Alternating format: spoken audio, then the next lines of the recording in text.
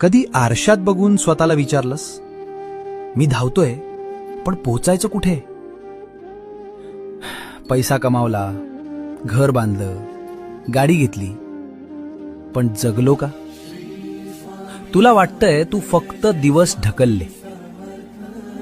तुझं बालपण शाळेच्या दप्तराखाली गेलं, तारुण्य नोकरीच्या शोधात गेलं, आणि म्हातारपण आजारपणात जाईल. मग तू स्वतःसाठी कधी जगणार? थांब, श्वास घे, हे धावणं थांबव. आयुष्य म्हणजे बँक बॅलन्स नाही. आयुष्य म्हणजे क्षण आहेत जे तू गमावले आहेस. उद्याची चिंता सोड, आजचा दिवस तुझा आहे.